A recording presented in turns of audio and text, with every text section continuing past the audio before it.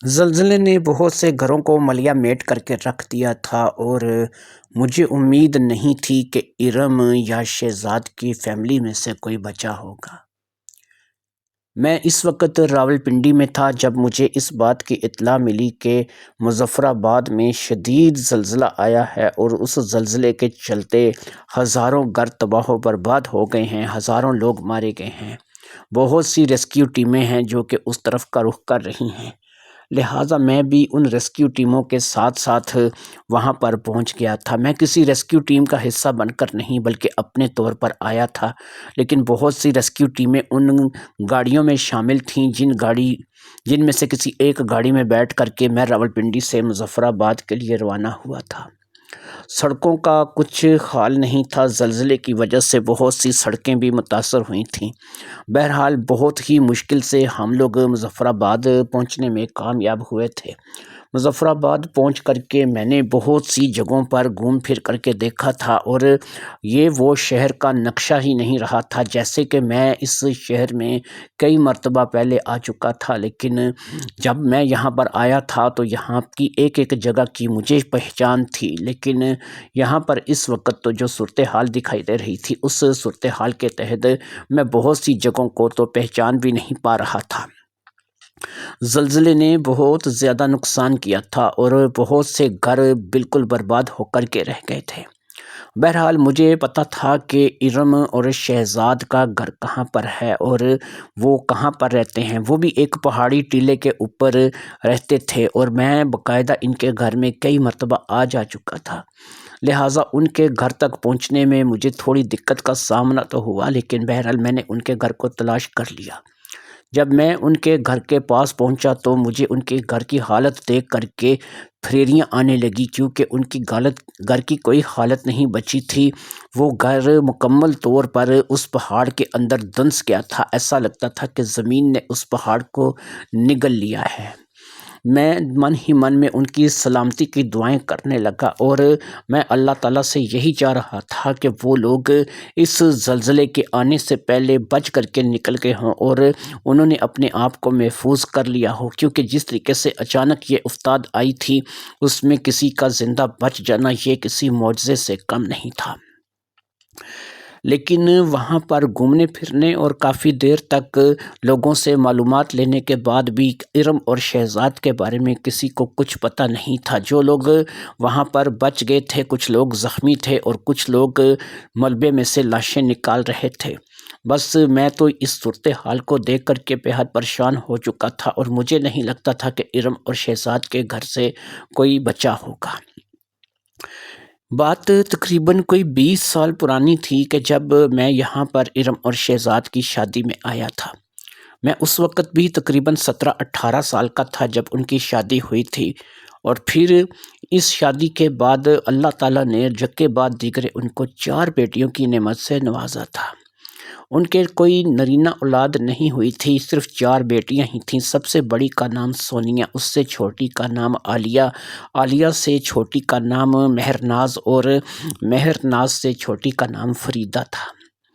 یہ وہ 4 لڑکیاں تھیں جو کہ ان کی شادی کے بعد پیدا ہوئی تھیں، یعنی کہ جب یہ بچیاں پیدا ہوئی تھیں تو اس وقت کم از کم میری عمر جو ہے وہ 22-24 سال رہی ہوگی۔ میں 18 سال کی عمر میں آیا تھا تو تب یہاں ان کی ارم اور شہزاد کی شادی ہوئی تھی، اور شادی کے 3 سال بعد ان کی پہلی بیٹی سونیا پیدا ہوئی تھی۔ پھر اسی طریقے سے 2 سال کے وقفے سے سونیا کے بعد عالیہ کا جنم ہوا تھا، پھر عالیہ کے بعد تقریباً 2-2.5 سال کے وقفے سے مہرناز، اور مہرناز کے بعد جو ہے وہ فریدہ پیدا ہوئی تھی۔ ہر بیٹی میں 2 سے 2.5 سال کا وقفہ تھا، لہٰذا میرے خیال میں جب فریدہ پیدا ہوئی ہوگی اس وقت میری عمر نہ چاہتے ہوئے بھی 25-26 سال رہی ہوگی۔ یہ وہ عمر تھی کہ جس میں ظاہری بات ہے کہ میں ان بچیوں کے لیے ایک انکل کی حیثیت ہی رکھتا تھا، ان کے لیے میں ایک چچا تھا۔ وہ میرے سامنے ہی پلی بڑی تھیں، میں کئی بار ان کے گھر آیا تھا اور وہ مجھے چچا ہی کہہ کر کے مخاطب کرتی تھیں۔ اگرچہ میں صرف شہزاد کا دوست تھا اور ارم اور شہزاد کی شادی میں شامل ہوا تھا، باقی یہ ہے کہ میرا ان کے ساتھ کوئی سگا رشتہ نہیں تھا، میں ان کا سگا چچا نہیں تھا۔ ارم اور شہزاد کے رشتے کو بہت کم لوگوں نے قبول کیا تھا اور انہوں نے اپنے خاندان سے بغاوت کر کے شادی کی تھی۔ نہ تو ارم کے گھر والے اس رشتے میں بیٹھے تھے اور نہ ہی شہزاد کے گھر والے اس رشتے میں بیٹھے تھے۔ باقی یہ ہے کہ انہوں نے یہ شادی اپنی مرضی سے کی تھی، اور اس مرضی کی شادی میں اگر کوئی لوگ شامل ہوئے تھے تو ان میں سے ایک میں بھی تھا۔ میں راولپنڈی ہی کی پیدائش تھا، راولپنڈی ہی میں رہتا تھا، اور راولپنڈی ہی سے میں ان کی شادی میں شمولیت کے لیے آیا تھا۔ اس طریقے سے ان کی 4 بیٹیاں ہوئی تھیں، اور چاروں کی چاروں بیٹیاں جو ہیں ان کو اتنا پتہ تھا کہ میں ان کا چچا ہوں، وہ مجھے اچھے طریقے سے پہچانتی تھیں، اور ان کی پہچان میرے لیے بالکل ایسے ہی تھی کہ وہ مجھے اپنے سگے چچا کی طرح سمجھتی تھیں۔ تمام کو پتہ تھا کہ میں شہزاد کا دوست ہوں، لیکن وہ جب بھی میں ان کے گھر جاتا تھا وہ مجھے چچا ہی کہہ کر کے بلاتی تھیں، اور سب لوگ جو ہے وہ سب گھر والے میری اسی طریقے سے عزت کرتے تھے کہ جیسے میں اس گھر کا فرد رہا ہوں گا۔ میری کہانی بڑی اپنی عجیب تھی۔ میں راولپنڈی میں رہتا تھا، میرے پاس ایک کرائے کا مکان تھا، اس کے علاوہ میرے پاس کچھ نہیں تھا۔ میرے والدین میرے بچپن میں ہی فوت ہو گئے تھے، اور بھائی بہن تھے کہ انہوں نے جیسے جیسے ہوش سنبھالا تھا اپنے اپنے گھروں کے ہو گئے تھے۔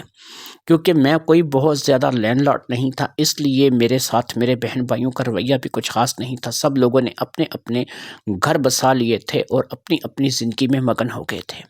کبھی کبھار راہ چلتے کبھی کسی سے ملاقات ہو جاتی تو بس اتنی ہی دعا سلام ہوتی کہ وہ میرا بھائی ہے اور میں اس کا بھائی ہوں، وہ میری بہن ہے اور میں اس کا بھائی ہوں، بس اتنی سی بات چیت ہوتی تھی۔ باقی وہ اپنی زندگی میں مگن تھے، میں نہ ان کے گھر میں جاتا تھا اور نہ ہی وہ میرے گھر میں آتے تھے۔ پھر ایک کرایہ دار شخص جو کہ محنت مزدوری کر کے اپنا 2 وقت کی روٹی روزی کما رہا ہے، ظاہری بات ہے کہ اس کے ساتھ کوئی رشتہ دار یا کہیں بہن بھائی ہی کیوں نہ ہو، تعلق کیوں رکھے گا؟ لہٰذا میرے ساتھ ان لوگوں کے بس ویسے ہی تعلقات تھے جیسے کہ آج کل ایک غریب بھائی یا غریب بہن کے ساتھ ہو سکتے ہیں۔ میں کرائے کے مکان میں رہتا تھا، اگرچہ میں وقت پہ کرایہ ادا کرتا تھا اور میرے گھر کے معاملات جو ہے وہ ٹھیک طریقے سے چلتے تھے، لیکن ان تمام باتوں کے چلتے میری شادی جو ہے وہ نہیں ہوئی تھی۔ میں اس وقت لگ بھگ 50 سال کے قریب لگا ہوا تھا۔ میں 45 کراس کر چکا تھا اور 50 کے قریب تھا، لیکن ابھی تک میری شادی نہیں ہوئی تھی۔ شادی نہ ہونے کا ایک ہی ریزن تھا، اور وہ ریزن سب کے سامنے ہے، ظاہری بات ہے غربت۔ غربت سے بڑا ریزن کیا ہو سکتا ہے؟ پھر یہ ہے کہ بہن بھائی بھی ساتھ دینے والے نہیں تھے، اور پھر یہ ہے کہ میں صرف مزدوری کر کے 2 وقت کی روٹی کما کے کھا رہا تھا، لہٰذا ایسے میں ظاہری بات ہے کہ میری شادی ہونا ناممکن تھی۔ شادیاں ان کی ہوتی ہیں جن کے گھر اپنے ہوتے ہیں، جن کی آمدنیاں اچھی ہوتی ہیں۔ میری آمدنی اگرچہ اتنی بری نہیں تھی، میں اچھا کما لیتا تھا، لیکن ظاہری بات ہے کہ میرے پاس گھر نہیں تھا، اور سب سے بڑی بات یہ ہے کہ گھر کے ساتھ ساتھ میرے پاس کوئی فیملی نہیں تھی۔ بس اسی صورتحال کے ساتھ میرا وقت تھا کہ گزرتا چلا جا رہا تھا، اور پھر جب مجھے مظفر آباد میں ایک شدید زلزلے کی اطلاع ملی تو میں اپنے آپ کو روک نہیں پایا۔ ارم اور شہزاد وہ واحد لوگ تھے کہ جن کے ساتھ میں اپنا دکھ درد ان کے ساتھ شیئر کرتا تھا، ان کو اپنے بارے میں بتاتا تھا اور وہ مجھے اپنے بارے میں بتاتے تھے۔ وہ بھی تو میرے جیسے ہی لوگ تھے، ان کے ساتھ بھی تو ان کے کوئی فیملی رشتہ دار نہیں تھا، اس لیے شاید ہم سب ایک دوسرے کے ساتھ مل کر اپنا دکھ درد بانٹتے تھے۔ جب مجھے اس زلزلے کی اطلاع ملی تھی تو میں ارم اور شہزاد کے لیے بھاگا تھا۔ میں نے ان سے رابطہ کرنے کی بے حد کوشش کی تھی، لیکن ان کا فون نمبر نہیں لگ رہا تھا۔ ظاہری بات ہے کہ اس حادثے میں وہاں پہ فون وغیرہ کا کیا تصور ہوگا، لیکن بہرحال میں نے اپنی سی کوشش ضرور کی تھی۔ مظفر آباد بہت سی گاڑیاں جا رہی تھیں جو کہ ریسکیو کے لیے جا رہی تھیں، بہت سی بسیں تھیں جو کہ بھری ہوئی جا رہی تھیں، اس لیے مجھے وہاں پہ جانے میں تو کوئی مسئلہ پیش نہیں آیا۔ لیکن آگے جب ہم لوگ ایسی جگہ پر پہنچے کہ جہاں پر سڑک کافی حد تک برباد ہو چکی تھی اور وہاں سے گزرنا مشکل تھا، تو وہاں پر بڑی ہی احتیاط کے ساتھ گزرتے ہوئے ہم لوگ اس شہر کے اندر داخل ہوئے تھے۔ لیکن اس شہر کے اندر داخل ہو کر کے مجھے اس بات کا احساس ہو گیا تھا کہ شاید میں غلطی کر چکا ہوں، یہاں پر آ کر کے مجھے اب یہاں پر ارم اور شہزاد کا نام و نشان بھی نہیں ملے گا۔ شاید مجھے ایسا ہی لگ رہا تھا، اور پھر جب میں ان کے گھر تک پہنچا تو میرا یہ خدشہ بالکل درست ثابت ہوا تھا، اور یہاں پر کچھ بھی موجود نہیں تھا۔ ان کا گھر پوری طرح سے اس پہاڑی کے اندر دھنس چکا تھا، شاید وہ پہاڑی بیچ میں سے چر گئی تھی، اور وہ گھر جو تھا، وہ جو کمرے تھے جو کہ ان کے 2 یا 3 بنے ہوئے تھے، وہ اب اس پہاڑی کے اندر تھے۔ لوگ ملبے سے لاشیں نکال رہے تھے، زخمیوں کو نکال رہے تھے، فوجی ہر طرف پھیلے ہوئے تھے، اور لوگوں کے لیے جو ہے وہ جو بھی سامان مدد کا تھا مہیا کر رہے تھے۔ بہت سی ریسکیو ٹیمیں تھیں جو کہ اس کام کے لیے لگی ہوئی تھیں، اور ایسے میں سمجھ نہیں آ رہی تھی کہ میں کہاں جاؤں، کس کے پاس جاؤں، کس کو پوچھوں۔ میں کوئی شناسا چہرہ ڈھونڈ رہا تھا، کوئی ایسا شخص کہ جو مجھے جانتا ہو، میں یہاں پر آیا ہوں، اس نے مجھے دیکھا ہو، تو وہ مجھے کوئی ایسا شخص مل جائے، لیکن ایسا کوئی بھی شخص وہاں پر مجھے اس پہاڑی علاقے میں دکھائی نہیں دے رہا تھا۔ پھر مجھے ایک شخص نے بتایا کہ بھائی تم کسے ڈھونڈ رہے ہو؟ میں نے کہا کہ بھائی میرے کچھ عزیز تھے جو کہ یہاں پر تھے، میں انہیں ڈھونڈ رہا ہوں۔ اس نے کہا کہ ایسا کرو، خیموں کی طرف چلے جاؤ، یہاں پر فوجیوں نے باقاعدہ ایک میدان میں بڑے خیمے لگا رکھے ہیں، وہاں پر جا کر کے انچارج سے بات کرو اور انہیں بتاؤ، نام حلیہ وغیرہ سب کچھ بتاؤ، ہو سکتا ہے کہ کوئی ایسا ہو کہ جو تمہارے عزیزوں میں بچ گیا ہو۔ اگر کوئی بچ گیا ہوا تو ظاہری بات ہے کہ تمہارے سپرد کر دیا جائے گا، صرف یہ ہے کہ وہ تمہیں اپنے عزیز رشتہ دار کی حیثیت سے پہچان لے۔ اگر اس نے تمہیں عزیز رشتہ دار کی حیثیت سے پہچان لیا تو ظاہری بات ہے کہ فوجی کچھ کاغذی کارروائی کریں گے، اس سے کچھ پوچھ تاچھ کریں گے، اور اس کے بعد اسے تمہارے حوالے کر دیا جائے گا۔ میں نے کہا اگر ایسا ہو سکتا ہے تو میں ضرور جاؤں گا، مجھے بتاؤ کہ خیمے کس طرف لگے ہوئے ہیں۔ اس نے مجھے خیموں کے بارے میں بتایا، اور پھر خیموں کے بارے میں جان کر کے میں خیموں کی طرف نکل آیا۔ خیموں کے لیے پہنچنے میں مجھے کافی وقت لگ گیا تھا، کم سے کم مجھے آدھا گھنٹہ پیدل چلنا پڑا تھا، اور پھر میں ایک ایسے میدان میں پہنچا کہ وہاں پر واقعی دور دور تک فوجی خیمے لگے ہوئے تھے، اور ان خیموں کے اندر اس چیز کا باقاعدہ احساس ہو رہا تھا کہ وہاں خیموں کے اندر لوگ موجود ہیں۔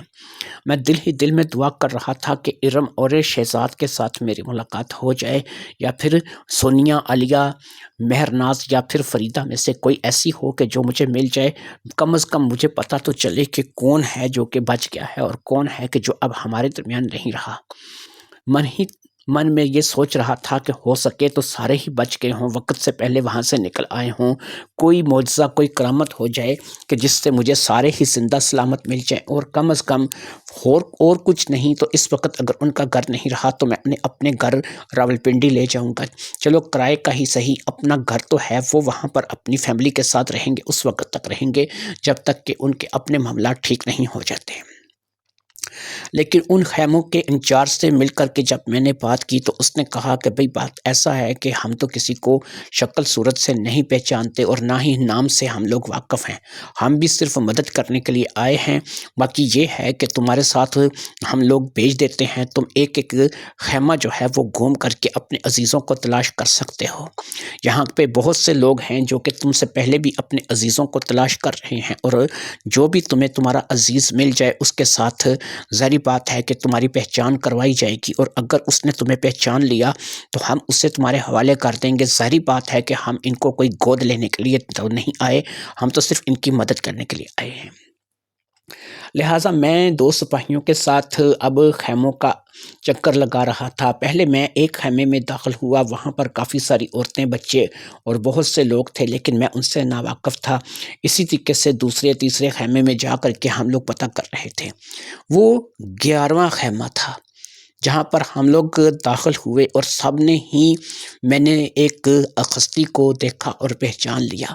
اس کے ماتھے کے اوپر سفید رنگ کی پٹی بندھی ہوئی تھی جو کہ اس بات کی طرف اشارہ کر رہی تھی کہ اس کے سر پہ چوٹ لگی ہے۔ وہ لڑکی مکمل طور پر ہوش میں تھی۔ اس کے علاوہ اس خیمے میں اور کچھ بھی لوگ ایسے نہیں تھے کہ جن کو میں جانتا یا پہچانتا ہوتا۔ وہ لڑکی کیونکہ ہوش میں تھی، جیسے ہی اس نے مجھے دیکھا وہ اپنی جگہ سے اٹھ کر کے بیٹھ گئی۔ اس کے چہرے کے اوپر ایک دبا دبا سا جوش تھا، اس نے اپنی بازو پھیلا دیے، شاید وہ مجھے گلے لگانا چاہتی تھی۔ میں آگے بڑھا، میں نے آگے بڑھ کر کے اسے اپنے سینے سے لگا لیا۔ وہ مجھے میرے کندھے پر سر رکھ کر کے زاروں قطار رونے لگی۔ اس کے رونے سے اور میرے کندھے پر سر رکھ کر کے رونے سے اور اس طریقے سے میرے گلے لگنے سے میرے ساتھ آنے والے سپاہی سمجھ چکے تھے کہ شاید یہ میری کوئی عزیزہ ہے یا کوئی ایسی لڑکی ہے کہ جو میرے عزیزوں کی بیٹی ہے، جس کو میں اچھے طریقے سے پہچانتا ہوں۔ خیر میں نے اسے اپنے آپ سے جدا کیا، وہ اب بھی ہچکیاں لے لے کر رو رہی تھی۔ پھر میں نے اس سے پوچھا، فریدہ کیا ہوا؟ باقی لوگ کہاں ہیں؟ باقی لوگوں کے بارے میں کچھ بتاؤ۔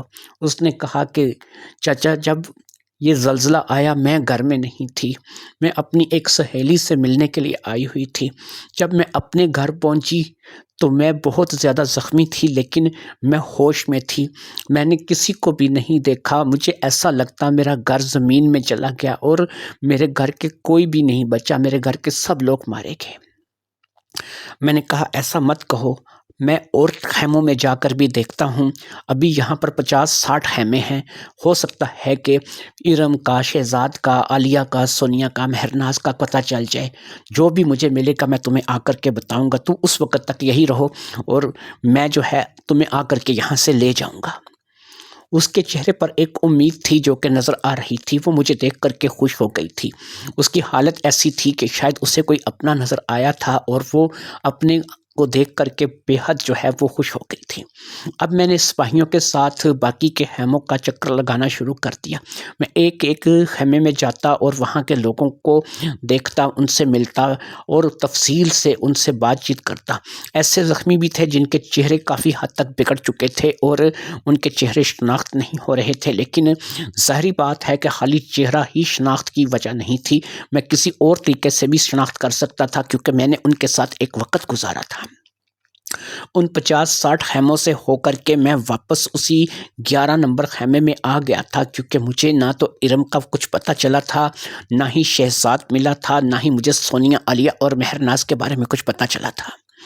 جب میں واپس آیا تو اس وقت تک فریدہ جو ہے وہ شاید اس امید کے ساتھ بیٹھی تھی کہ شاید میں اس کے کسی عزیز کا خبر لے کر کے آؤں گا، لیکن جب اس نے میرے چہرے پر مایوسی دیکھی تو وہ ایک دفعہ پھر پھوٹ پھوٹ کر کے رونے لگی۔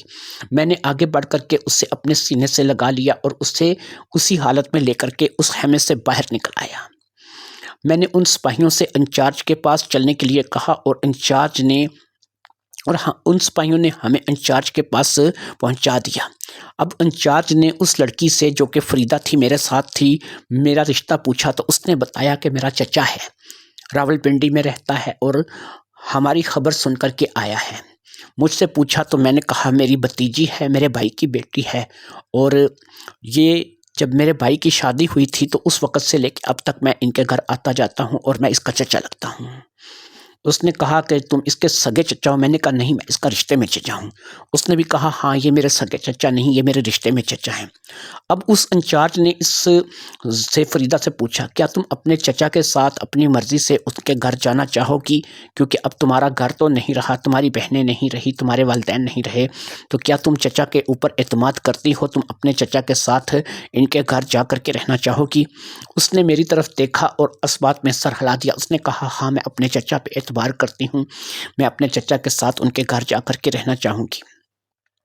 اب اس نے انچارج نے مجھ سے ایک کاغذ پہ سائن کروایا اور اسی طریقے سے فریدہ سے بھی اس نے سائن کروایا۔ فریدہ زیادہ نہیں لیکن میٹرک تک پڑھی ہوئی تھی، مجھے اتنا پتا تھا کہ اس نے میٹرک تک تعلیم حاصل کر رکھی ہے۔ اس وقت وہ 21-22 سال کی لڑکی تھی اور پھر میرے اور اس کی رضامندی کے ساتھ ہمیں جو ہے وہ واپسی کے لیے روانہ کر دیا گیا۔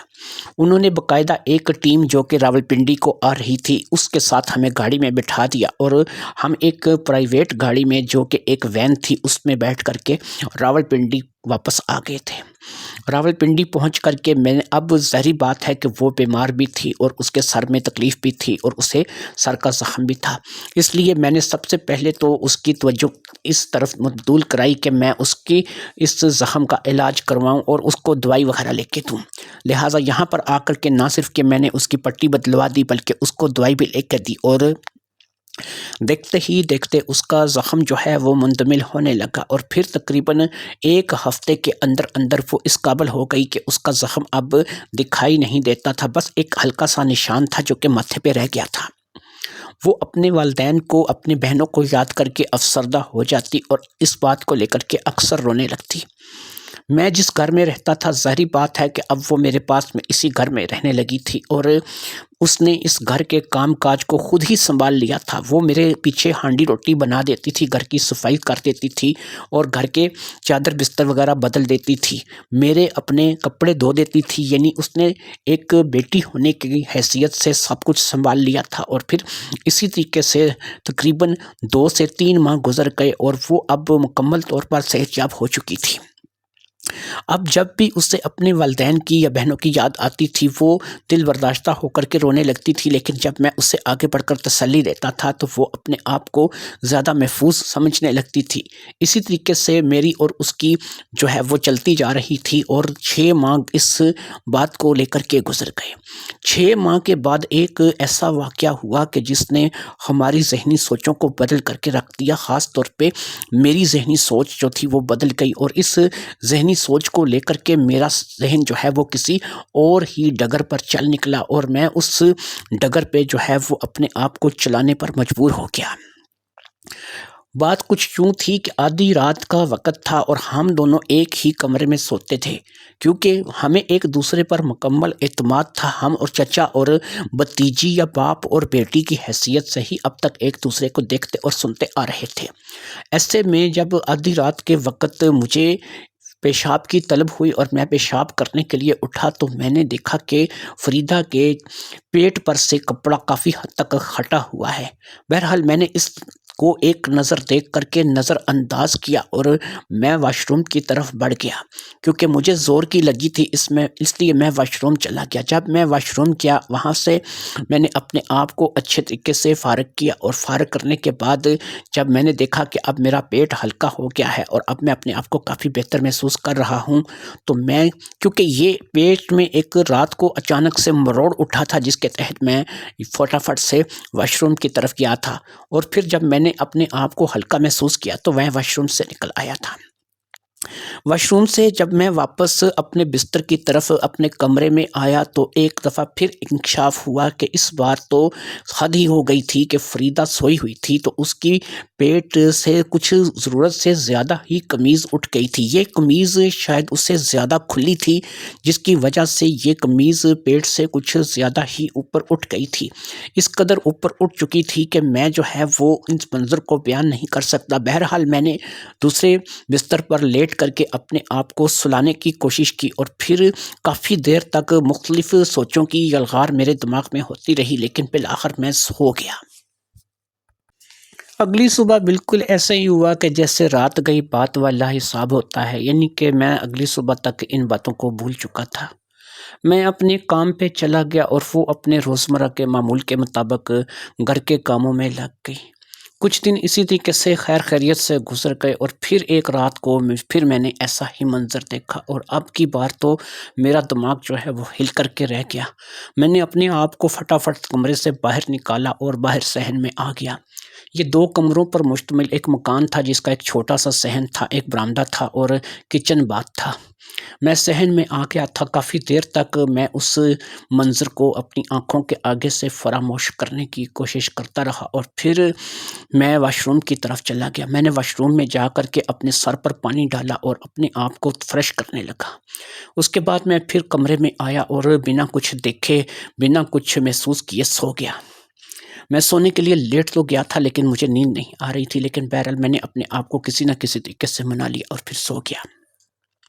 میں اپنے ذہن کو بار بار ایک چیز پہ لا رہا تھا کہ دیکھ، اگر تیری بیٹی ہوتی نا تو وہ آج اتنی ہوتی، اگر تو وقت پہ شادی کر لیتا تو آج تیری اتنی بیٹی ہوتی۔ اس لیے تو کچھ اور سوچنے کی بجائے یہ سوچ کہ تیری ہی بیٹی ہے، تیری بیوی نہیں رہی، اور تیری بیوی جو ہے وہ اللہ کو پیاری ہو گئی ہے، تو اب اپنی بیٹی کے ساتھ اکیلا اس گھر میں رہ رہا ہے۔ اپنے آپ کو اس لیول پہ لے کر کے آ کہ یہ تیری بیٹی ہے، تو اس کا باپ ہے، اور اب اس کی ذمہ داریوں کو تم نے پورا کرنا ہے۔ اس سے اپنی بیٹی سمجھ، اور اس کے علاوہ اور کچھ بھی مت سوچ۔ یہی وہ باتیں تھیں کہ جو میں اس وقت سوچ رہا تھا۔ لہذا میں نے اپنے آپ کو سمجھایا کہ ارشد، بندے دا پتر بن اور اس قسم کی چیزیں مت سوچ۔ لہٰذا میں نے اس چیز کو لے کر کے اپنے آپ کو بریف کرنا شروع کیا، اور میں اس معاملے میں کافی کامیاب بھی رہا، کیونکہ میں اب اس نظریے سے سوچنے لگا کہ اگر میری اپنی بیٹی ہوتی، اتنی ہی ہوتی، اگر میری بھی اس وقت شادی ہو جاتی تو آج اتنی میری بیٹی ہو سکتی تھی، کیونکہ یہ سب سے چھوٹی والی ہے۔ جب میں ان کی شادی میں شامل ہوا تھا، ارم اور شہزاد کی، تو اس وقت میں 18 سال کا تھا۔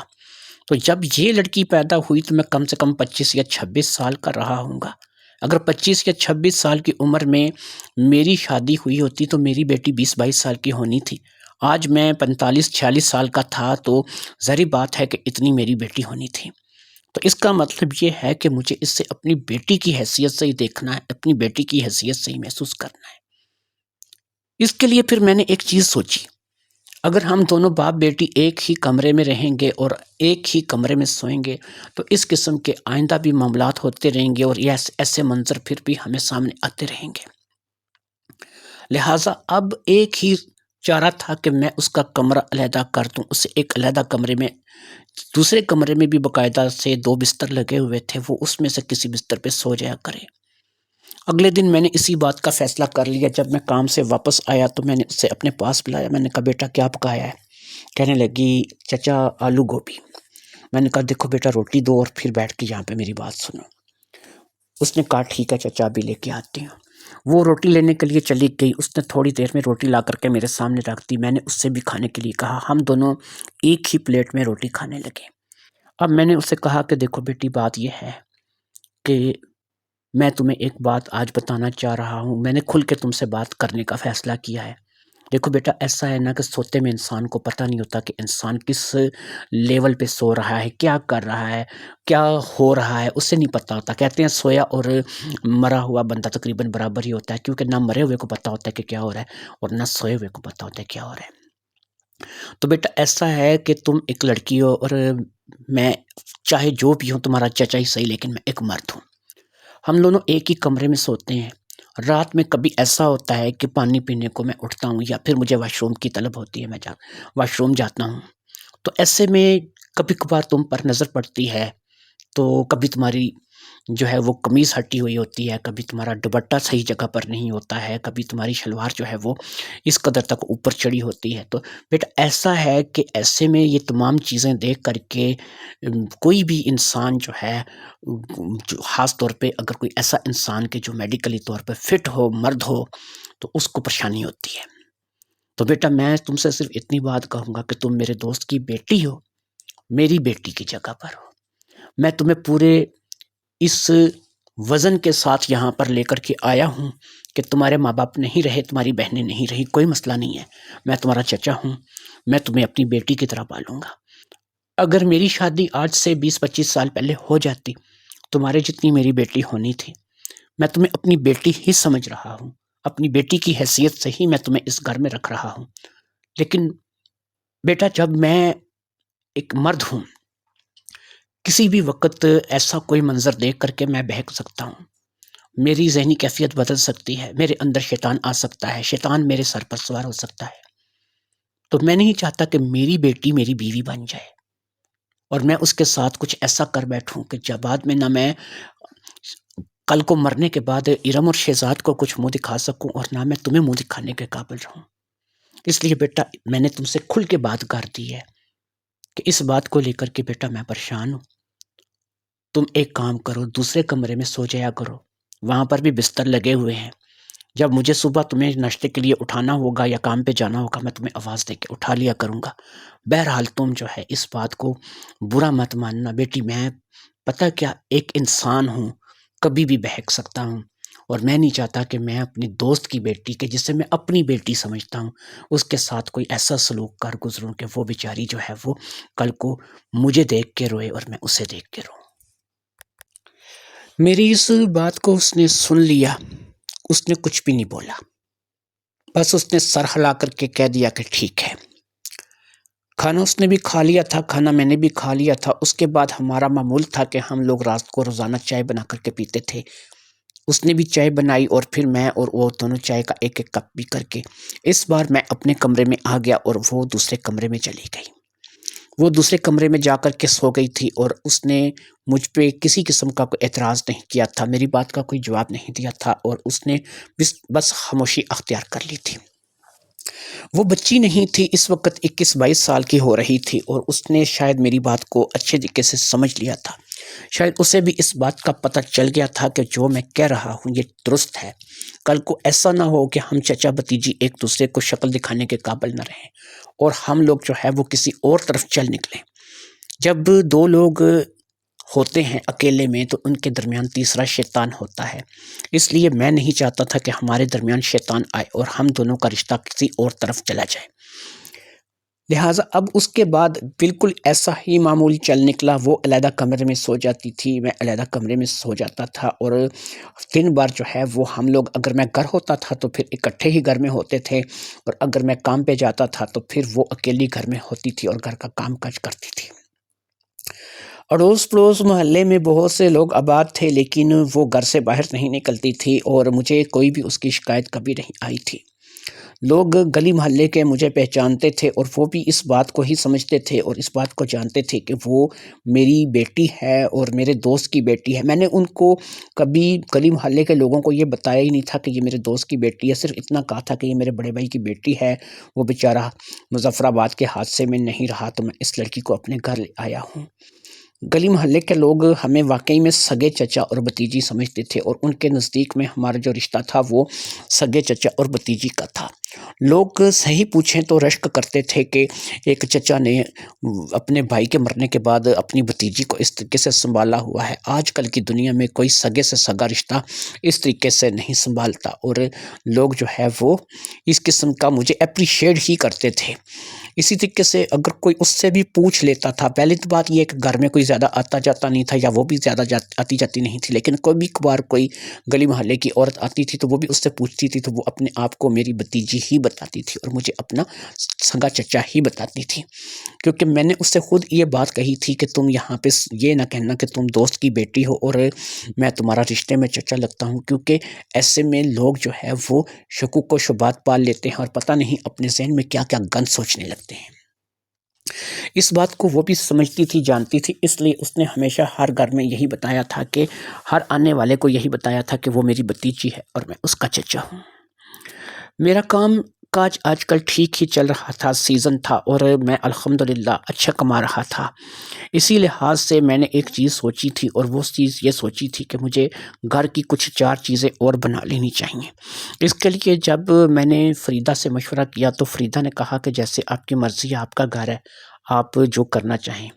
میں نے ایک چیز نوٹس کی تھی کہ جب سے میں نے فریدہ سے وہ بات کی تھی جو کہ ظاہری بات ہے کہ ہمارے علیحدہ علیحدہ کمرے میں سونے کا باعث بنی تھی، فریدہ میں تھوڑا سا بدلاؤ آیا تھا۔ اب وہ ویسے کھل کر کے مجھ سے بات نہیں کرتی تھی، ویسے کھل کر کے مجھ سے ہر بات کا اظہار نہیں کرتی تھی جیسے کہ اس سے پہلے کیا کرتی تھی۔ آخر میں نے ایک روز فریدہ سے اس بارے میں پوچھ ہی لیا تو اس نے کہا کہ نہیں، ایسی بات نہیں ہے چچا، آپ نے اس روز جو بات کی تھی مجھے بھی اس میں احساس ہوا تھا، آپ نے جو کہا تھا ٹھیک کہا تھا۔ اب اگر جو ہے وہ آپ نے کہا تھا کہ ایک ہی کمرے میں ہم لوگ سوئیں گے تو ظاہری بات ہے کہ ہم دونوں کے خیالات منتشر ہو سکتے ہیں۔ باہر میں اس پر کو لے کر کے پریشان ہوں کہ میں آپ کو ایک چیز آج بتانا چاہتی ہوں، یہ بات شاید آپ کو پتہ نہیں ہے لیکن میں بھی ایک چیز آپ سے کہنا چاہوں گی۔ صرف آپ ہی نہیں ہیں کہ جو رات میں پانی پینے کے لیے یا کبھی واش روم جانے کے لیے، غسل خانے کے لیے اٹھتے ہیں، کبھی کبھار میں بھی اٹھتی ہوں اور مجھے بھی واش روم جانا ہوتا ہے، مجھے بھی پانی پینے کے لیے جانا ہوتا ہے، یا مجھے بھی کسی اور کام کے لیے رات میں اٹھنا پڑتا ہے، تو کچھ منظر میری آنکھوں کے سامنے بھی گزر جاتے ہیں۔ ظاہری بات ہے جیسے آپ نے کہا تھا کہ سویا ہوا اور مرا ہوا بندہ ایک برابر ہوتا ہے، سوئے ہوئے کو کیا پتا کہ وہ کیسے سو رہا ہے، کیا ہو رہا ہے، تو کچھ منظر میری آنکھوں کے سامنے بھی گزر جاتے ہیں، میرے لیے بھی سونا مشکل ہو جاتا ہے۔ ساتھ چارپائی پر پڑی ایک لڑکی جو کہ جوان بھی ہو، خوبصورت بھی ہو اور ہر لحاظ سے ٹھیک بھی ہو، اور وہ جو ہے وہ چاہے اس کے ساتھ اس کا سگا چچا ہی کیوں نہ سو رہا ہو، ظاہری بات ہے کہ اس کے اپنے بھی خیالات منتشر ہو جاتے ہیں۔ تو یہ جو بات آپ نے اس روز مجھے بتائی تھی، یہ بات صرف آپ کے اکیلے تک محدود نہیں بلکہ یہ بات میرے ساتھ بھی کئی مرتبہ ہوئی ہے، لیکن ظاہری بات ہے کہ میں آپ کی بیٹی ہوں اور آپ میرے ابو ہیں۔ میں آپ کو اپنے باپ کی جگہ سمجھتی ہوں اور آپ مجھے اپنی بیٹی کی جگہ سمجھتے ہیں۔ جیسا کہ آپ رشتہ خراب نہیں کرنا چاہتے، اسی طریقے سے میں بھی اس رشتے کو خراب نہیں کرنا چاہتی۔ اس لیے جیسے ہی آپ نے مجھے اس بات کا حکم دیا کہ میں علیحدہ کمرے میں سوؤں اور آپ علیحدہ کمرے میں سوئیں گے، مجھے یہ بات کافی معقول لگی اور میں اس کے بعد اپنے کمرے کو علیحدہ کر لیا۔ پھر میں تھوڑی سی شوق تھی، پہلے تھی کہ ہر بات آپ سے کھل کے کرتی تھی، لیکن پھر میں نے اپنے آپ پر کنٹرول کر لیا، کیونکہ میں ایک بات کو سمجھتی ہوں کہ بہرحال میرا آپ کا جو رشتہ ہے وہ سگا تو نہیں ہے، آپ میرے چچا رشتے میں لگتے ہیں اور ہم دونوں جو ہیں وہ چچا اور بھتیجی، صرف رشتے کے چچا اور بھتیجی ہیں۔ اس لیے میں کوشش کر رہی ہوں کہ میں اپنے آپ کو تھوڑا سا بدل لوں اور ایسی بے باک نہ رہوں جیسا کہ میں آپ کے ساتھ پہلے ویوہار کرتی تھی۔ اس کی اس بات سے پتہ چلتا تھا کہ وہ بھی کافی سیانی ہے اور ہر بات کو اچھے طریقے سے نہ صرف کہ جانچتی اور سمجھتی ہے، بلکہ اسے بھی ہر دنیا داری کی بات کا پتہ ہے۔ وہ واقعی 20-22 سال کی ایک نوجوان لڑکی تھی اور اسی حساب سے بات کر رہی تھی، اور اسے بھی ہر چیز کا پتہ تھا۔ اسے اس بات کا بھی پتہ تھا کہ نہ اس کے ماں باپ ہیں، نہ اب اس کی کوئی بہن رہی ہے، اور وہ اپنے منہ بولے چچا کے گھر یا پھر اپنے ابو کے دوست کے گھر میں رہ رہی ہے، اور اس کے ابو کے دوست بھلے ہی وہ چچا کی طرح ہیں یا باپ کی طرح ہے، لیکن بہرحال وہ چچا یا باپ ہے تو نہیں ہے۔ اور پھر آج کے دور میں جیسا کہ دور ہے اس وقت، تو سگا چچا ہو تو وہ ایسی بھتیجی کو نہیں چھوڑتا، اور خاص طور پر اس طریقے سے اکیلے گھر میں وہ اپنی سگی بھتیجی کو نہیں چھوڑتا۔ تو یہ تو پھر ایک ایسا تھا کہ جو باپ کا دوست تھا اور اب تک عزت کا برم رکھے بیٹھا تھا۔ سگے چچا آج کل دور میں جو ہے وہ ان کو جو ہے وہ بد نیت ہوتے ہوئے یا پھر ان کے نیت بدلتے ہوئے یا ان کے دماغ میں شیطان سوار ہوتے ہوئے وقت نہیں لگتا۔ یہ بات لکھی پڑی بات ہے، کیونکہ ایسے تو بہت سے واقعات دنیا میں پیش آتے رہتے ہیں، اور آئے دن اخبار، خبریں اور پتہ نہیں کیا کیا جو ہیں وہ ان واقعات سے بھرے پڑے ہوتے ہیں۔ ایسے میں اگر باپ کا دوست عزت کے ساتھ رکھ رہا تھا اور وہاں پر عزت کی روٹی مل رہی تھی، تو میرے خیال میں یہ اس کے لیے بہت زیادہ تھا۔ وہ بھی ایسا سوچتی تھی، اس بات کا مجھے بھی پتہ چل گیا تھا، اور پھر ہم دونوں جو ہیں وہ اپنے اپنے کاموں میں مگن ہو گئے تھے، اور ہم دونوں نے اپنی اپنی زندگی کو آگے بڑھانا شروع کر دیا تھا۔ میرے اندر ایک بری عادت تھی، اور یہ بری عادت کوئی ایسی نہیں تھی کہ جس کو میں نے بہت ہی زیادہ اپنے اوپر سوار کر رکھا ہو، یا میں اس میں بہت زیادہ اپنے آپ کو مبتلا کر چکوں، لیکن ایسا ہوتا تھا کہ کبھی کوئی مہینے بھر میں ایک بار جب میں دیکھتا تھا کہ میرا کام اچھا ہے اور آج میں نے کوئی 4 پیسے اچھے کما لیے ہیں، تو میں ایک جوئے کی بیٹھک پر چلا جایا کرتا تھا۔ وہاں پر 4 دوست اکٹھے ہوتے تھے اور تاش میں ہم لوگ جو ہے وہ تھوڑا بہت کھیل کر لیا کرتے تھے۔ تھوڑے بہت پیسے جو ان لوگوں کے پاس ہوتے تھے وہ بھی لگا دیتے تھے، کچھ میں بھی لگا دیا کرتا تھا، اور اسی طریقے سے تھوڑا بہت شغل میلہ کر کے ہم لوگ وہاں سے آ جایا کرتے تھے۔ لیکن میں ہمیشہ سے اس بات کا دھیان رکھتا تھا کہ مجھے اپنے گھر کو بھی چلانا ہے، مجھے گھر کے خرچے اخراجات کو پورا بھی کرنا ہے، مکان کا کرایہ اور دیگر اخراجات کو بھی پورا کرنا ہے۔ اس لیے میں کبھی بھی حد سے نہیں بڑھتا تھا اور بس ایک حد کے اندر رہ کر کے ہی کام کرتا تھا۔ ایسے میں ایک بری عادت اور تھی جو کہ یہاں پر اسی بیٹھک کے میں ہو جایا کرتی تھی، اور یہ مہینے میں ایک آدھ بار ہی، کیونکہ ہم لوگ یہاں پر اکٹھے ہوتے تھے تو ایک آدھ بار ہی ہم لوگ اس کا بھی شغل میلہ کر لیا کرتے تھے۔ اور وہ شغل میلہ یہ تھا کہ کبھی کبھار جو اس بیٹھک کا مالک تھا وہ کیا کرتا تھا کہ کچھ دیسی شراب وغیرہ جو ہے وہاں پر لے آیا کرتا تھا، اور پھر ہم لوگ جو ہے وہ کبھی کبھی ایک ایک پیگ جو ہے وہ لگا لیا کرتے تھے۔ اس روز میں نے ایک کی جگہ 2 پیگ لگا لیے تھے، جس نے مجھے کافی حد تک مست کر دیا تھا۔ ان 2 پیگز کے لگانے کے بعد میں کافی حد تک جو ہے وہ مست ہو گیا تھا، اور پھر میں تقریباً لڑکھڑاتا ہوا ہی گھر تک پہنچا تھا۔ مجھ سے ایک پیگ جب میں کبھی لگا لیتا تھا تو وہ مجھ سے ہضم نہیں ہوتا تھا، اور اس کے ایک پیگ کے لگانے سے میری حالت خراب ہو جاتی تھی۔ میں اس سے پہلے بھی 2 مرتبہ صرف ایک پیگ لگا کر کے آیا تھا، اور رات میں جب میں آ کر کے اپنے گھر کا دروازہ کھٹکھٹاتا تھا تو فریدہ اٹھ کے دروازہ کھولتی تھی۔ اس سے اس روز پتہ چل جاتا تھا کہ میں بیٹھک پہ گیا ہوں گا، اور اسی لیے میں جو ہے وہ اس کیفیت میں آیا ہوں۔ وہ مجھے سہارا دے کر کے کمرے تک لے کر کے آتی تھی، کھانے کا پوچھتی تھی، اور ظاہر بات ہے کہ اس روز میں کھانا اپنے دوستوں کے ساتھ ہی کھا کے آتا تھا، اس لیے انکار کرتا تھا، اور پھر میں وہیں اپنی چارپائی پر لیٹ جاتا تھا، اور پھر رات اسی طریقے سے بیت جاتی تھی۔ صبح تک میرا نشہ بھی اتر جاتا تھا اور میں ٹھیک بھی ہو جاتا تھا۔ آج کیونکہ میں نے 2 پیگ لگا لیے تھے، اس لیے میں ضرورت سے زیادہ نشے میں تھا، اور اسی نشے کی کیفیت میں جب گھر کے دروازے پر گرتا بڑھتا پہنچا، میں نے دستک دی، اور فوری طور پر ہی فریدہ نے اندر سے دروازہ کھول دیا۔ کیونکہ میں لیٹ آیا تھا، اس لیے فریدہ کو اس بات کا پہلے سے ہی اندازہ تھا کہ میں آج ضرور بیٹھک پر گیا ہوں گا اور وہاں سے پی کر ٹن ہی لوٹوں گا۔ لہٰذا میں اس وقت انتہائی ٹن تھا، اور فریدہ نے مجھے سہارا دیا اور باہر کے دروازے کی کنڈی چڑھا کر کے وہ مجھے میرے کمرے تک لے آئی۔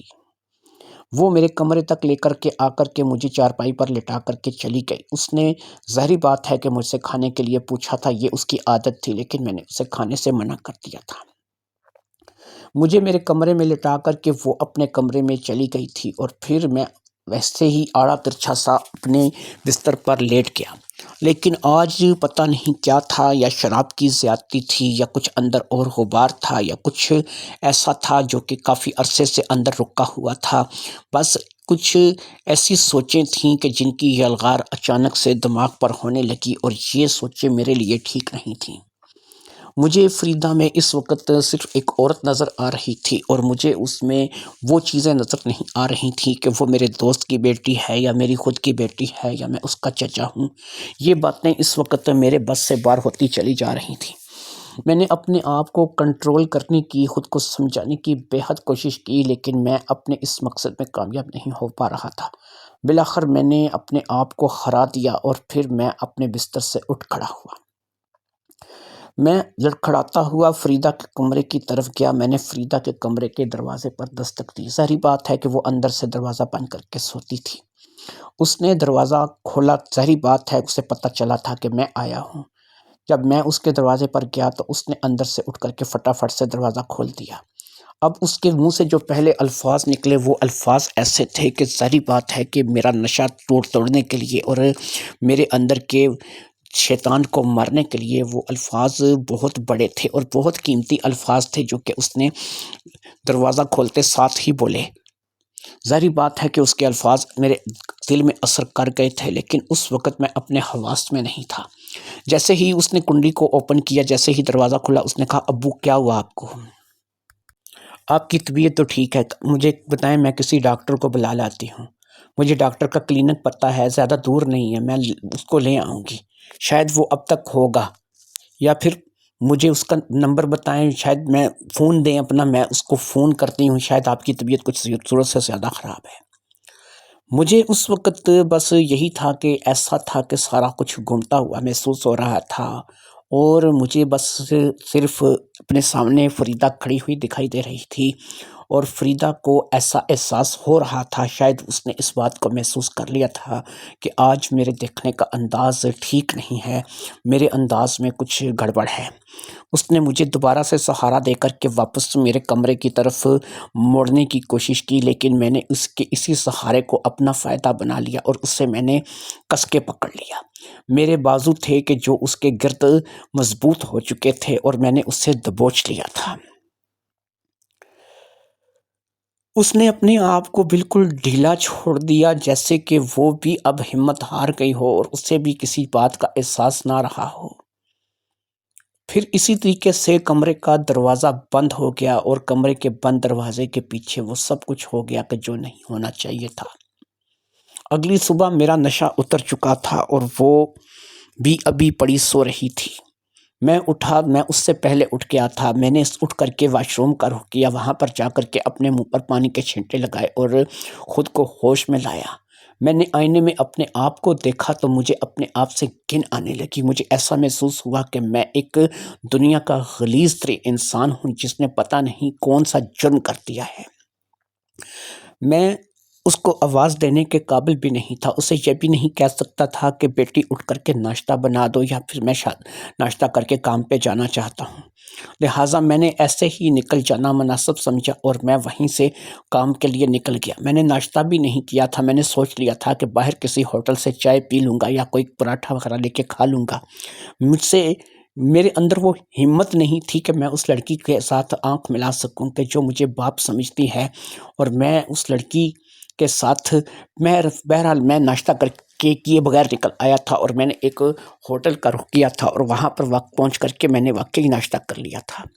اس نے اٹھنا تھا تو اپنے لیے ناشتہ بنا لینا تھا اور پھر اس نے ناشتہ کر ہی لینا تھا۔ مجھے پتا تھا وہ کھانا ناشتہ وغیرہ بنا لیتی ہے، اس لیے میں اس کی طرف سے فکر مند نہیں تھا۔ میں اپنے کام پر آ گیا تھا اور پھر سارا دن جو ہے وہ مجھے سکون نہیں ملا۔ میں دل ہی دل میں توبہ کرتا رہا، کبھی اللہ سے معافی مانگتا، کبھی گڑ گڑاتا، کبھی استغفار پڑھنے لگتا، کبھی درود شریف کا ورد کرنے لگتا، کبھی کچھ کرتا، مجھے سکون نہیں تھا۔ کام کا چھٹی کا ٹائم تو اگرچہ رات تک تھا، لیکن میں نے آج بہت پہلے ہی عصر کے ٹائم پر ہی میں نے چھٹی کر لی۔ میں عصر کے ٹائم سے چھٹی کر کے ہی گھر چلا گیا۔ دروازے پر دستک دی تو اس نے آ کر کے دروازہ کھولا، وہ دروازہ کھول کر ایک سائڈ پر ہٹ گئی۔ میں سیدھا اپنے کمرے میں آیا اور اپنی بستر پر گر گیا۔ میں اپنے بستر پر گر کر پھوٹ کر رونے لگا۔ شاید اس نے میری رونے کی آواز سن لی تھی، وہ بھی میرے پاس کمرے میں آ گئی۔ اس نے ہاتھ میں پانی کا گلاس پکڑا ہوا تھا۔ اس نے میرے کندھے پر ہاتھ رکھا، پانی کے گلاس کی طرف اشارہ کیا، اور اس نے کہا کہ چچا ہوش کرو، کچھ نہیں ہے، جو ہو گیا سو ہو گیا، بھول جاؤ، ہمارے درمیان کچھ بھی نہیں ہوا ہے۔ میں نے اس سے پانی کا گلاس لے کر کے پانی پیا، مجھے تھوڑا پانی پی کے اچھا لگا۔ پھر وہ میرے سامنے ہی چارپائی پر بیٹھ گئی۔ اس نے مجھے کہا کیا بات ہے چچا، کیوں روتے ہو، کیا ہو گیا ہے تمہیں؟ میں نے کہا بس مجھے کچھ نہیں پتا مجھے کیا ہو گیا ہے۔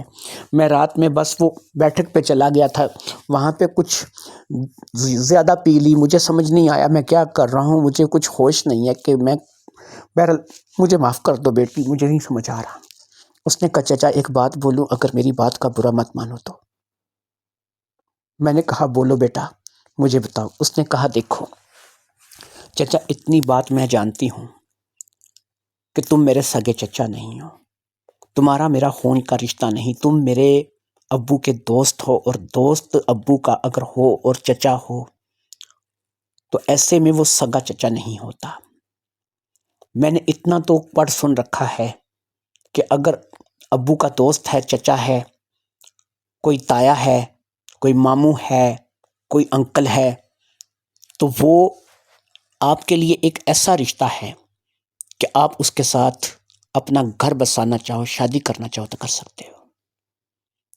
دیکھو چچا، میں جو بات ابھی کرنے جا رہی ہوں، یہ واقعہ آج ایک واقعہ نہیں ہے، ہمارے درمیان نہ جانے پھر کب کتنی مرتبہ ہی کچھ ایسے واقعات ہوں گے، کیونکہ ہم دونوں ایک دوسرے کے ساتھ رہنے پر مجبور ہیں۔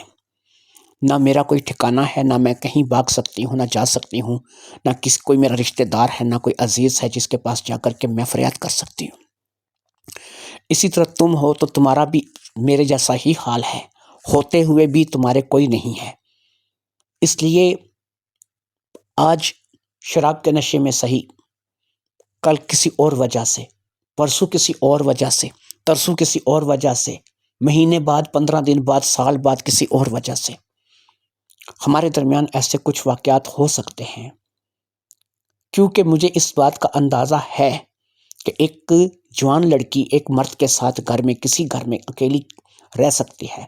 میں تمہاری سگی بیٹی ہوتی تو ہو سکتا ہے کہ صورتحال اس سے بہت زیادہ مختلف ہوتی، لیکن آج کے دور میں سگی بیٹی بھی اکیلی ساتھ میں رہے تو یقین کرو کہ حالات مختلف نہیں ہوتے۔ بہت سے لوگ ایسے ہیں کہ جو اس حال میں بھی بہک جاتے ہیں اور غلطی کر بیٹھتے ہیں۔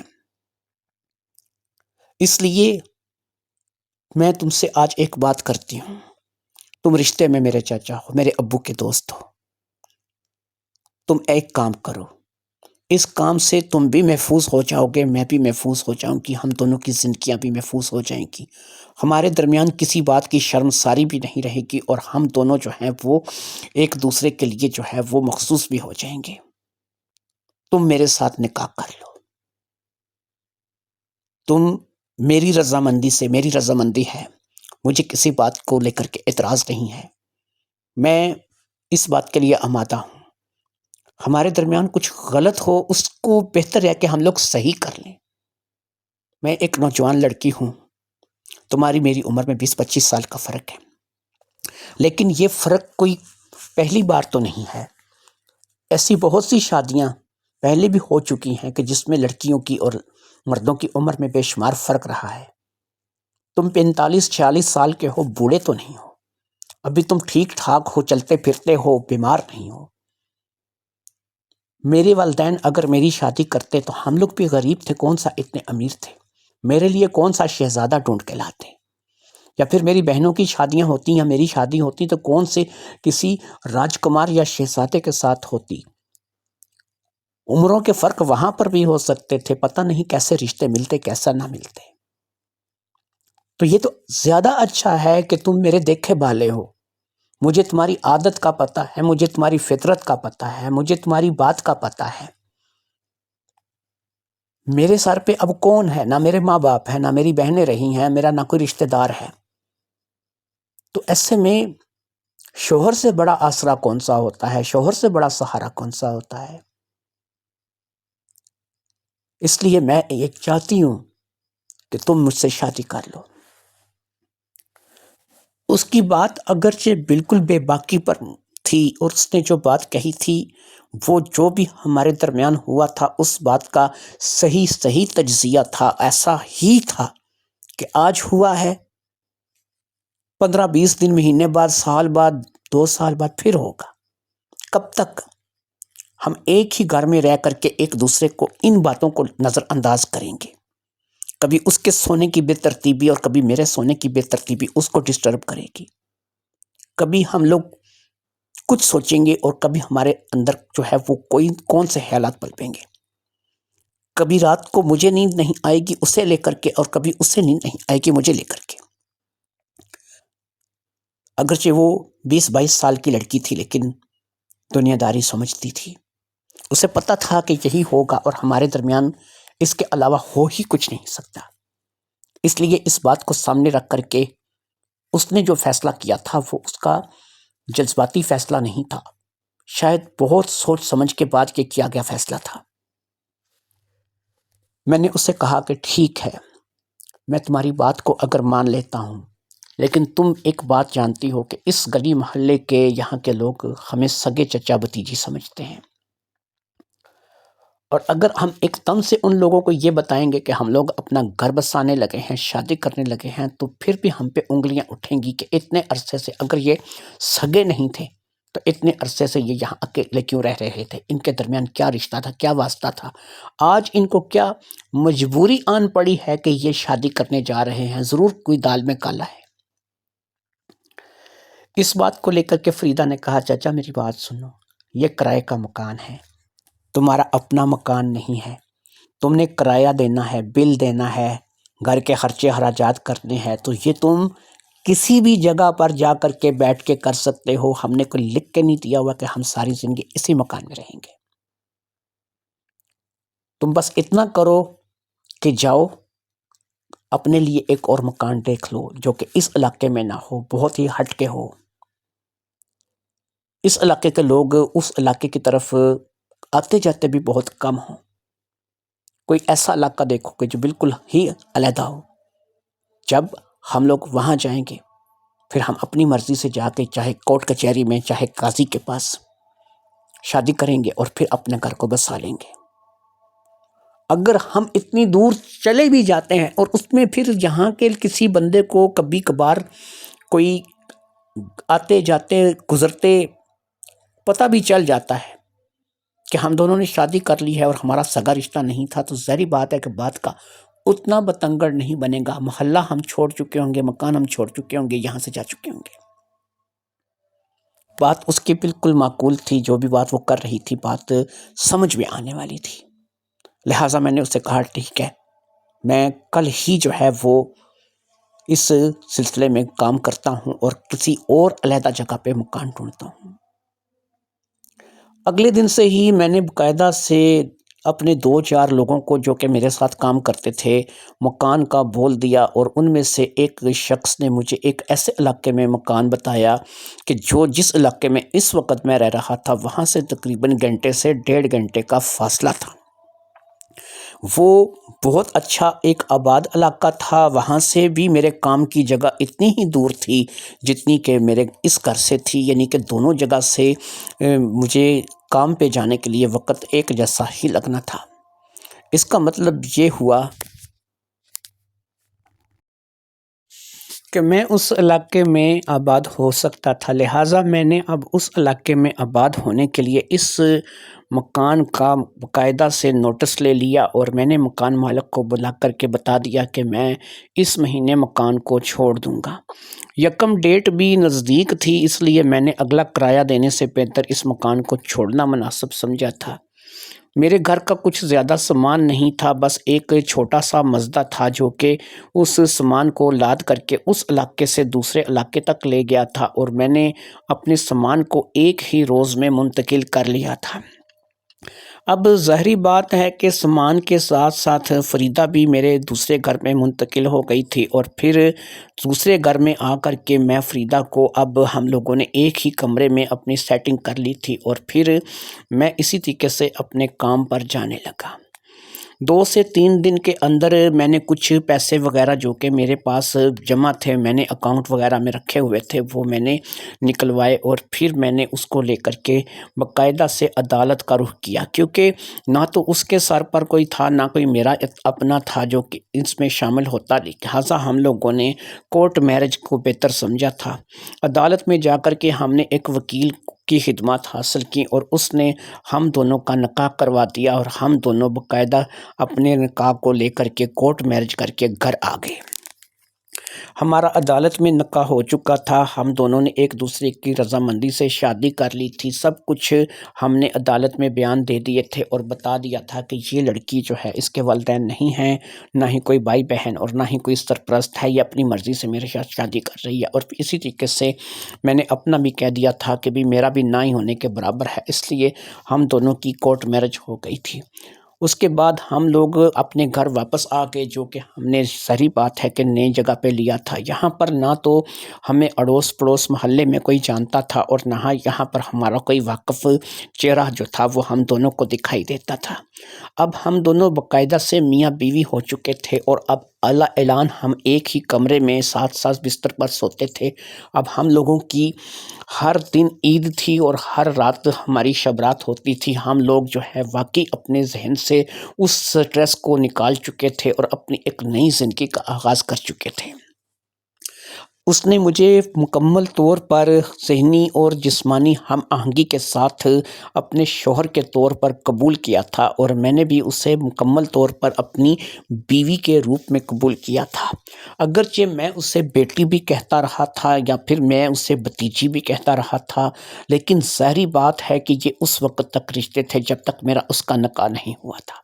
اب میرا اس کا باقاعدہ سے نکاح ہو چکا تھا، اور اسلام اور شریعت کی روح سے یہ نکاح نہ صرف کہ جائز تھا، بلکہ میں اس کے ساتھ شادی کر سکتا تھا، اور وہ میرے ساتھ شادی کر سکتی تھی۔ ہم ہنسی خوشی اپنی زندگی کو گزار رہے تھے، ہماری گھر گرہستی چل نکلی تھی۔ وہ جو باتیں ہم لوگ کبھی سوچ کے پریشان ہوا کرتے تھے، اب ان باتوں کا ہمارے درمیان میں کوئی وجود نہیں رہا تھا۔ اللہ کی کرنی کہ میں نے 45-46 سال کی عمر میں شادی کی تھی، اور وہ 22 سال کی تھی، لہٰذا اللہ نے پھر بھی ہمیں اولاد کی نعمت سے نوازا۔ یکے بعد دیگرے ہم لوگ 3 بچوں کے ماں باپ بنے، اور پھر ان بچوں کے ساتھ ہم ہنسی خوشی اپنی زندگی کو گزارنے لگے۔ دوستو، بات یہ ہے کہ کہانی تو ہو گئی ختم، آپ لوگوں کو ایک بات بتائیں گے۔ اللہ رب العزت نے کچھ رشتے انسان کے لیے محرم بنائے ہیں، اور کچھ نامحرم بنائے ہیں۔ چچا چاہے آپ کے ابو کا دوست ہو، چاہے وہ آپ کا جو ہے وہ کہ ابو کا کوئی دور کا عزیز رشتہ دار ہو، وہ آپ کے لیے نامحرم ہی رہے گا۔ وہ آپ کے لیے ہمیشہ اس کی شادی آپ کے ساتھ ہو سکے گی، وہ آپ کے لیے ہمیشہ جائز ہی رہے گا۔ تو یہ بھی صورتحال کچھ ایسی ہی تھی کہ دونوں بس ایک گرہ لگ گئی تھی دونوں کے دماغ میں ان کے رشتے کو لے کر کے، لیکن اللہ کیا کہ ان کے دماغ میں اچھی بات آئی اور انہوں نے اس گرہ کو کھول دیا۔ ایسی مزید کہانیاں سننے کے لیے، ایسی مزید کہانیوں کے بارے میں جاننے کے لیے چینل کو سبسکرائب کریں، ویڈیو کو لائک ضرور کیا کریں۔ جب آپ ویڈیو کو لائک کریں گے تو انشاءاللہ تعالی ہماری ویڈیو اور لوگوں تک بھی پہنچے گی۔ امید ہے کہ آپ کو آج کی ویڈیو پسند آئی ہوگی۔